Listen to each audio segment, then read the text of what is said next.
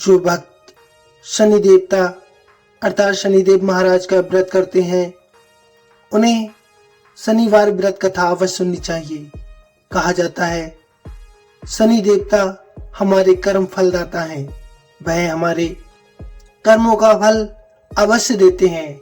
जिसकी जैसी निष्ठा वैसा ही उसको फल मिलता है। तो आप भी सच्ची निष्ठा के साथ अपने कर्मों को करते जाइए और शनिदेव महाराज की कृपा का आशीर्वाद प्राप्त करते जाइए। भक्तों, वीडियो को लाइक शेयर कर लीजिए। ऐसी ही अच्छी कहानियां और व्रत कथा उपाय विधि समस्त जानकारियों के लिए हमारा चैनल सब्सक्राइब भी कर लीजिए। आइए सच्ची निष्ठा के साथ स्मरण करते हैं शनिदेव महाराज की संपूर्ण व्रत कथा। एक समय सभी नवग्रहों सूर्य चंद्र मंगल बुध बृहस्पति शुक्र शनि राहु और केतु में विवाद छिड़ गया कि उनमें से सबसे बड़ा कौन है। सभी आपस में लड़ने झगड़ने लगे और कोई निर्णय न कर पाने पर देवराज इंद्र के पास निर्णय करने के लिए पहुंच गए। इंद्र इससे घबरा गए और इस निर्णय को देने में अपनी असमर्थता जताने लगे। परंतु उन्होंने कहा कि इस धरती पर एक राजा है जो हमारा अवश्य न्याय करेगा। उन्होंने कहा राजा विक्रमादित्य है जो बहुत ही न्यायप्रिय राजा है, वे ही इसका निर्णय कर सकते हैं। सभी ग्रह एक साथ राजा विक्रमादित्य के पास पहुंच गए और अपना विवाद बताने लगे, साथ ही निर्णय के लिए भी कहने लगे। राजा विक्रमादित्य इस समस्या को लेकर बहुत चिंतित हो उठे, क्योंकि वह नहीं जानते थे कि जिस किसी को भी छोटा बताया जाएगा वह कुपित हो उठेगा। तब राजा को एक उपाय सूझा।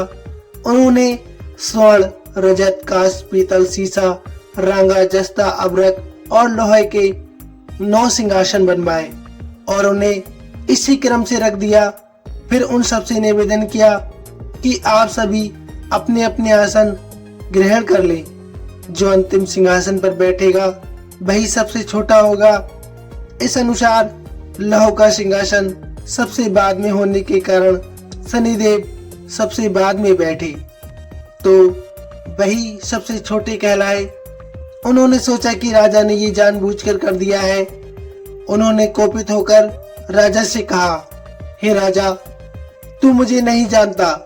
सूर्य एक राशि में 1 महीना, चंद्रमा 2.25 महीने, मंगल 1.5 महीना, बृहस्पति 13 महीने, बुध और शुक्र 1-1 महीने विचरण करते हैं। परंतु मैं 2.5 से 7.5 साल तक रहता हूँ।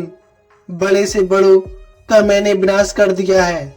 श्री राम की 7.5 आने पर उन्हें वनवास हो गया।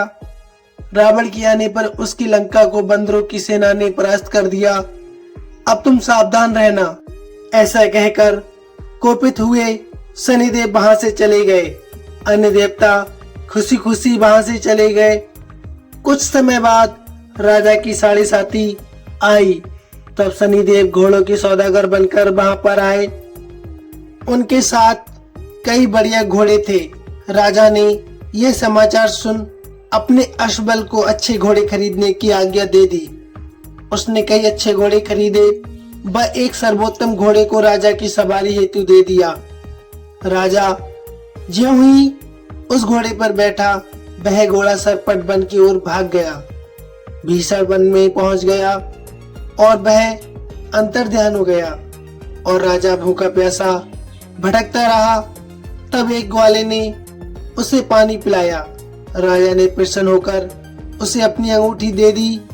वह अंगूठी देकर राजा नगर को चल दिया और वहां अपना नाम उज्जैन निवासी बीका बताया। वहां एक सेठ की दुकान में उसने जल इत्यादि पिया और कुछ विश्राम भी किया। भाग्यवश उस दिन सेठ की बड़ी बिक्री हुई। सेठ उसे खाना इत्यादि कराने खुश होकर अपने साथ घर ले गया। वहां राजा ने एक खूंटी पर देखा कि एक हार टंगा हुआ है। वह हार खूंटी निगल रही थी।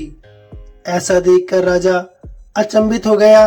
कुछ देर बाद सेठ वहां पर आ गया और हार को गायब देख उसने समझा कि बीका ने ही उसे चुरा लिया है।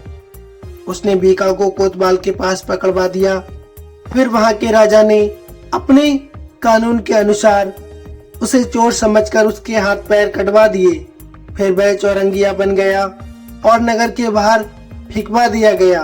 वहां से एक तेली निकल रहा था जिसे दया आ गई। उसने बीका को अपनी गाड़ी में बिठा लिया। बीका अपनी आवाज देकर बैलों को हाँकता रहा। उस काल राजा की शनि दशा समाप्त हो गई। वर्षा काल आने पर वह मल्हार गाने लगा। तब वह जिस नगर में रहता था वहां की राजकुमारी मनभावनी को वह इतना भाया कि उसने मन ही मन प्रण कर लिया कि वह उस राग गाने वाले से ही विवाह करेगी। उसने दासी को ढूंढने के लिए भेजा। दासी ने बताया कि वह एक चौरंगिया है, परंतु राजकुमारी नहीं मानी। अगले ही दिन से उठते ही वह अनशन पर बैठ गई कि वह विवाह करेगी तो उसी से, वरना ही वह कुछ भी नहीं खाएगी। उसे बहुतेरा समझाने पर भी जब वह कुछ नहीं मानी, तब राजा ने उस तेली को बुलवाया और कहा वह अपनी पुत्री का विवाह तुम्हारे यहाँ चौरंगिया से करना चाहता है। फिर तुम जाओ अपने घर और विवाह की तैयारी करो।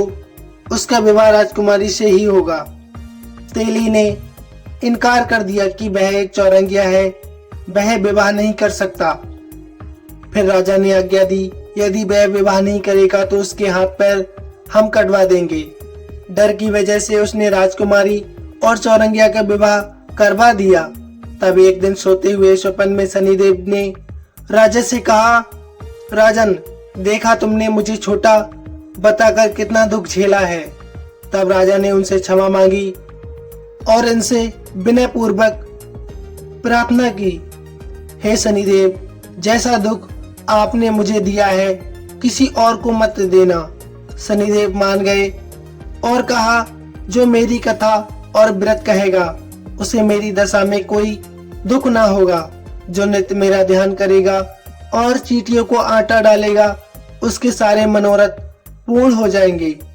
साथ ही राजा को हाथ पैर भी वापस दे दिए।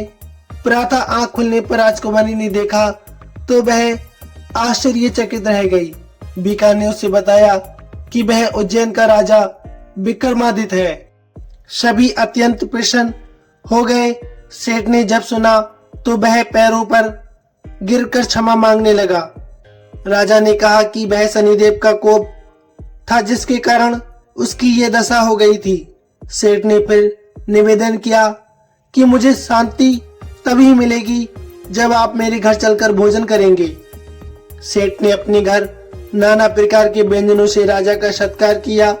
साथ ही सबने देखा कि जो खोटी हार निगल गई थी वह उसे अब उगल रही थी। सेठ ने अनेक मोहरे देकर राजा का धन्यवाद किया और अपनी पुत्री श्री कमरी से विवाह करने के लिए निवेदन किया। राजा ने शहर स्वीकार कर लिया। कुछ समय पश्चात राजा अपनी दोनों रानियों मनभावनी और श्री कमरी को सभी उपहार सहित लेकर उज्जैन नगरी को चल दिए। वहां पर उज्जैन वासियों ने सीमा पर ही उनका स्वागत किया। सारे नगर में दीपमाला हुई। बस सबने खुशी और मंगल गीत गाए। राजा ने घोषणा करवा दी कि मैंने शनिदेव को सबसे छोटा बताया था, जबकि असल में वह सर्वोपरि है। तब से सारे राज्य में शनिदेव की पूजा और कथा नियमित होने लगी।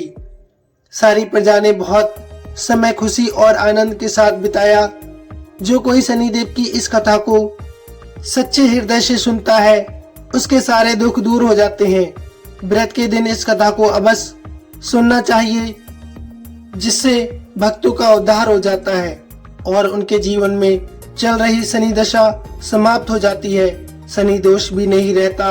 और शनि साढ़े साथी की तो बात ही मत करो, क्योंकि शनिदेव अपने भक्तों को सदा ही खुशी रखते हैं। तो भक्तों, आपको कहानी वृतांत कैसा लगा प्लीज कमेंट में अवश्य बताइए। साथ ही कमेंट में अवश्य लिखना, जय शनिदेव महाराज, जय शनिदेव महाराज। धन्यवाद भक्तों।